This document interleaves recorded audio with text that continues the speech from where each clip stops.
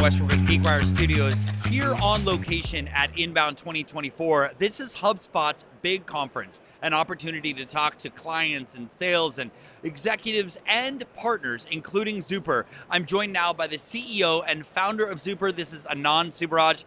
Anand, you have an amazing origin story when it comes to Zuper. Tell us more. Great. We founded Zuper in 2018, and prior to that have worked at Microsoft for 15 years.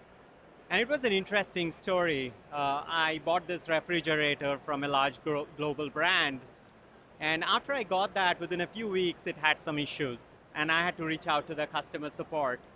And once I reached to the customer support, my experience was just terrible. In this age of Uberization of all services, from ride-hailing to food delivery, my experience with this organization was just archaic and painful. It took about 12 weeks to get my refrigerator serviced. It was 3 different technicians who showed up at my place in different times. One came in with no knowledge about me or the refrigerator. The second person did not have the right parts.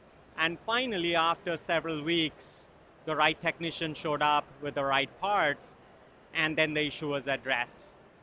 I'm a product person, I'm a very curious person, and I was just wondering, what does this take for this large global 500 organization to provide a great experience to their customers? And that was the genesis of Zuper. Zuper means extremely super, and our mission is to enable and empower organizations to transform their workforce with the right tools and convert them into Zuper professionals and offer Zuper experience to their customers. And speaking of customers, we've all had that situation where the technician shows up and there's a clipboard and they've got a random box of parts in their van that is very disorganized. They don't even know what they have. They have to run out to the van. They come back. They realize, oh, we don't have the parts, or, oh, we have to schedule another appointment. You've taken time off of work. That's very frustrating.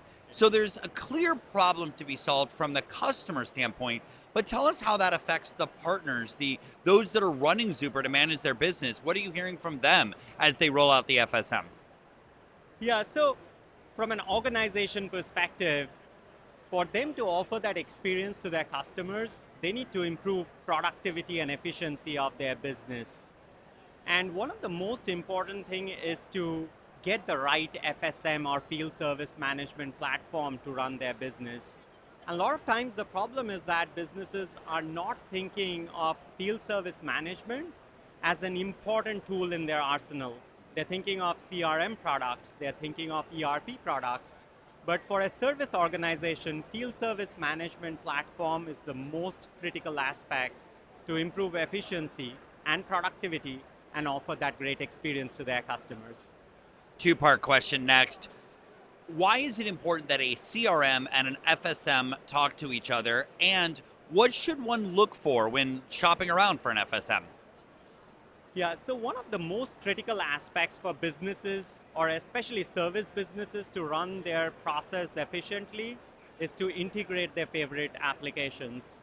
And CRM, or customer relationship management as the name goes, it's an important aspect of these businesses. This is the platform that is used by businesses to manage all their customer data. Now, when you're managing your customer data in one platform, you do not want to replicate that information in another platform. And from a FSM perspective, just like I mentioned, Uberization of customer experience, it is very critical for these businesses. For them to offer that great experience to their customers, they need to have a central database of customers. So it's important that the CRM system talks to the FSM system so that they do not have to duplicate the customer information. And when I'm talking about customer information, it's not just the name and contact of the customer, but all the history of all communications that has happened to the customer. Now, from a field service management perspective, the technician who is offering the service to the customer on the customer side, it is important that that person has all the historical information of the customer. Now, if CRM and FSM do not talk to each other, all these different personas who are offering that service to the end customer, they'll not have that information. So it's very important and critical for CRM systems to talk to FSM system from this perspective. The other important aspect is that CRM system is usually used by the sales team who are interacting and interfacing with the customer. They are closing deals with customer. And if FSM system, which is used by the service team, is not integrated with the CRM system, the information needs to be replicated in another system. The sales team is going to require to go into another system to add all the information about service when the service needs to happen. Now we are bridging the gap by integrating CRM and FSM so that the silos are broken and the sales team and the service team are operating in a collaborative way to provide, again, that great experience to those customers. We talked a lot about integration. Beyond integration, what are some things someone should be looking for when shopping for an FSM? Yeah, so there are a lot of FSM products out there, and at the surface, most of the product look the same. So the business need to do some diligence on the comprehensive nature of the capabilities of the platform. That's very important. And on the comprehensiveness, the technician's experience is extremely critical because if a technician is delighted, the customer is going to get a delightful experience. Secondly, it is important that the scheduling and dispatching works great because it is for the dispatcher persona who is taking a lot of calls, who is scheduling and dispatching quickly.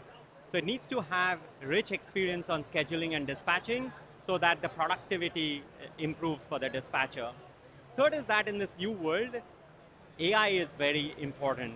So business needs to work with a forward-looking, innovative field service management platform that brings in a lot of AI capabilities to improve the efficiency and productivity of the users. And last but not the least, the platform needs to be flexible and customizable so that it adapts to the growing pains of the organization. And we've certainly heard a lot about the adaptability and flexibility, not only of the platform, but of Zuper and the team in general here at Inbound 2024. I want to get to a bit of a HubSpot Award that Zuper has won. Tell us about that and what it means to the team. Yeah, we are thankful to HubSpot for choosing us as the essential app for customer service. This is an important recognition for us for a few reasons. Number one, it is a testament of how Zuper integrates with HubSpot. We have a native integration with HubSpot, and we add tremendous value to the HubSpot customers.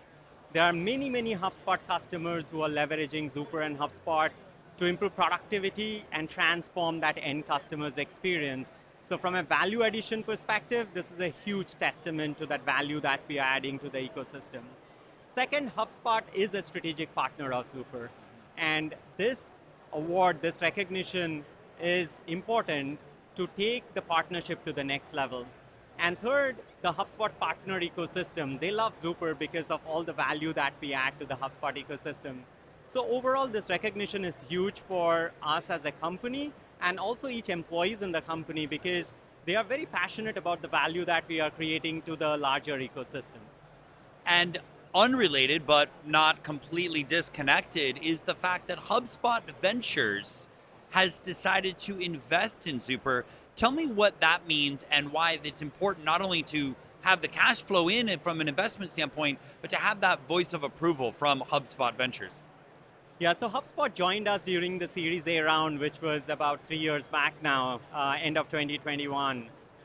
And at that point in time, they invested on us because they could see how Zuper was adding value to the HubSpot ecosystem.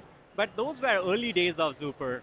And the investment has really paid off because in the last 3 years, Zuper has grown into the HubSpot ecosystem.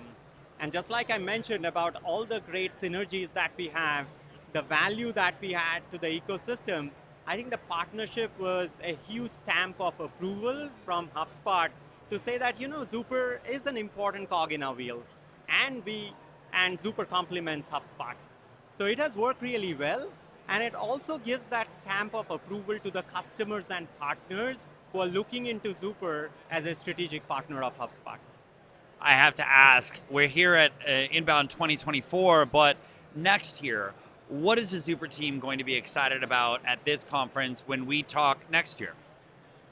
So this is our third Inbound, and every year has been better than the previous year. And this year has been phenomenal.